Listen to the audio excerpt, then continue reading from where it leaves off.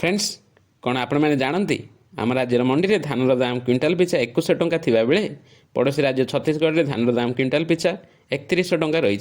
कौन हो पारे यार कारण आसंता जानिबा सह देशर विभिन्न फसलर दरदाम किए निर्धारण करती ताहाको भल भाव में बुझा। बंधुगण आम देशर केंद्र सरकार प्रतिवर्ष विभिन्न फसलर दर स्थिर करी मंडी माध्यम चाषी ताहा किनी थांती। सरकार चाषी मानक लाभ पहुँचाइवाई मार्केट दर ठारू अधिक दर दे था जहाँ को आम एमएसपी अर्थात मिनिमम सपोर्ट प्राइस बोली कही था। यही एमएसपी सारा देश में लागू होता है किंतु केतक राज्य सरकार निज राज्यर चाषी को सुदृढ़ करने केंद्र सरकार दर ठारू अधिक दर देवाई घोषणा कर लगी। केतक राज्य सरकार निर्वाचन को आखि आगे रखी एमएसपी वृद्धि कर प्रतिश्रुति देते। यही भली किछि घटी छत्तीसगढ़ राज्य में निकट अतीत छत्तीसगढ़ राज्य में एमएलए इलेक्शन होइथिला।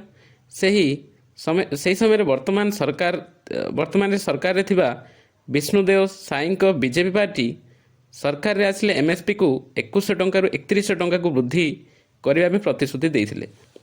निर्वाचन में देथिबा प्रतिश्रुति को रक्षा करने सेठाकार सरकार केंद्र निर्धारित दर ठारू अधिक दर में फसल किणुछंती। वर्तमान छत्तीसगढ़ भली अन्य राज्य माने निर्वाचन को दृष्टि रखी एमएसपी वृद्धि कर प्रतिश्रुति देवार लगी। एपरिक केंद्र सरकार निर्वाचन पूर्व चाषी को खुशी करने एमएसपी वृद्धि कर लक्ष्य रखिंट।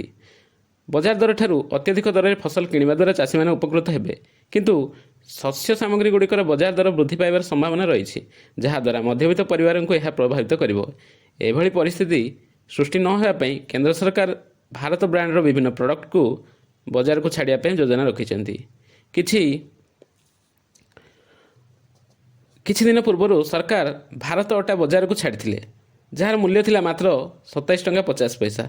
सरकार एभली भारत चाउल किलो पिछा 29 टंकार, भारत डाली किलो पिछा 60 टंकार बाजार को छाड़ी।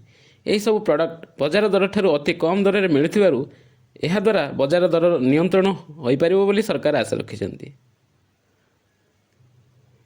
आज एतिकी थिला। आशा करे वीडियोटी आपको भल लगी। वीडियोटी केमिति लागला कमेंट सेक्शन में जणाई पारिबे। धन्यवाद।